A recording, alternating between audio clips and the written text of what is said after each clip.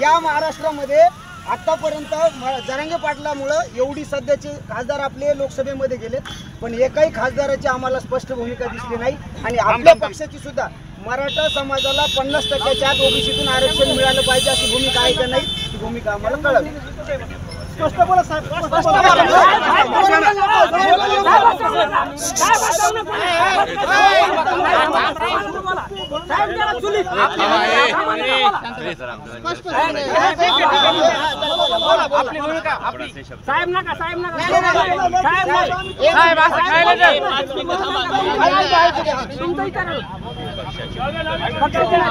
माझी भूमिका विचारली, सोबत आहे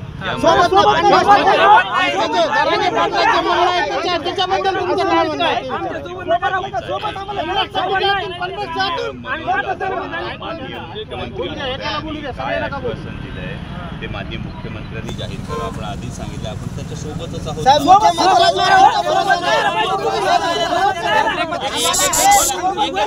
आपल्या राष्ट्रवादी काँग्रेस पार्टीची जे आपले शरद पवार गट आहे त्या गटाची भूमिका आणि तुमची भूमिका 50%च्या आतून जर नसेल, तुम्ही आम्हाला तुमचं समर्थन आहे या मुद्द्यावर आम्ही पूर्ण लोकसभेचे खासदार आमच्या घरातून आम्ही काय दिवे लावायचे ते लावून निवडून दिलेत।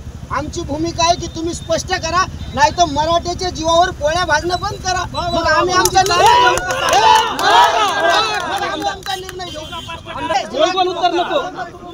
पार्लमेंटमध्ये जी मागणी आहे, पार्लमेंटमध्ये जी सगळे मागणी आहे, पार्लमेंटमध्ये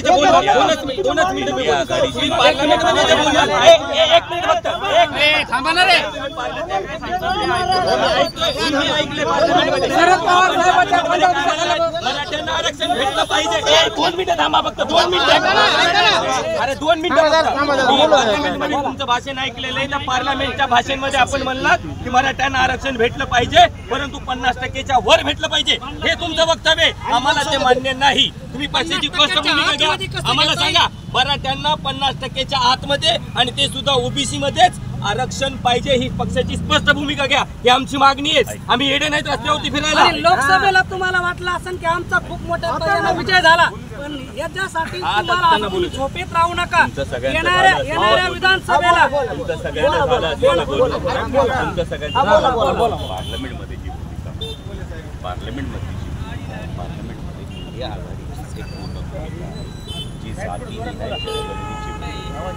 जातीनिहाय जनगणनेची भूमिका आहे, यासाठी म्हणतो की यामध्ये कॉन्स्टिट्युशनल अमेंडमेंट झाले।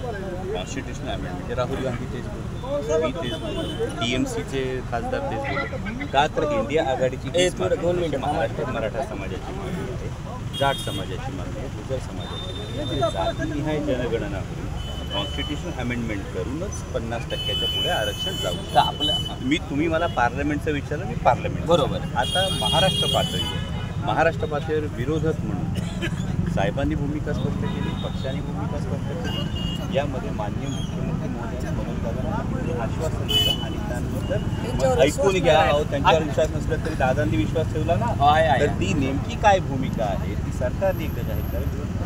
बरं, आमचं एकच म्हणणं आहे, तुमची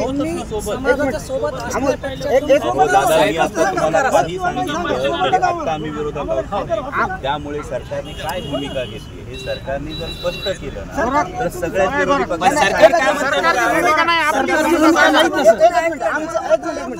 सरकारने अजून सांगितलेली बरं, जातनीय जनगणना करावी लागती असं शरद पवार साहेबांनी इतक्या उशिरा स्टेटमेंट का दिलं साहेब, याच्यावर तुम्हाला काय म्हणायचं? यामध्ये जातनिहाय जनगणना झाली पाहिजे या संदर्भामध्ये आपण सातत्यानं मागणी करतो। ही बिहारमध्ये करण्यात आली, इंडिया आघाडीची जी संपूर्ण मागणी आहे, ही संपूर्ण मागणी जेव्हा होते आता भारतीय जनता पक्षाने काय केलं, अरे बाळा आपल्याला समाजाचं भलं करायचं, त्यासाठीच सांगतो साहेब। आमचं सोपं हे आहे, आम्हाला एवढंच कळतंय, बाकी काही सांगू नका। तुमची वैयक्तिक भूमिका 50%च्या आत ओबीसीची आहे का? नाही, बाकी काही सांगू नका। तुमची 50%च्या आत ओबीसीला सोबत काय मान्य? तुम्हाला मराठ्यांना 50%च्या आतून मिळालं पाहिजे असं मान्य आहे? मान्य आहे का? बोलणारा कोण आहे? सरकारने काय सांगितलं?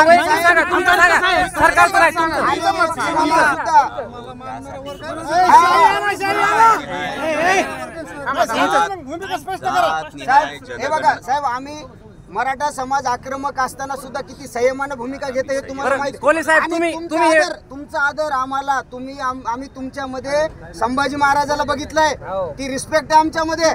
पण आम्हाला तुमच्याकडून अपेक्षा आहे, नुसत्या भूमिका करू नका. तुम्ही भूमिका करत असताना भूमिका बदलताय हे सुद्धा आम्हाला दिसतंय. तुम्ही त्या बदलू नका. 50%च्या आतून साहेब, 50%च्या आतून मराठ्याला ओबीसीतून आरक्षण देण्याची तुमचं समर्थन आहे का नाही? जोरात सांगा, सगळ्याला कळू द्या. जातनिहाय जात नाही.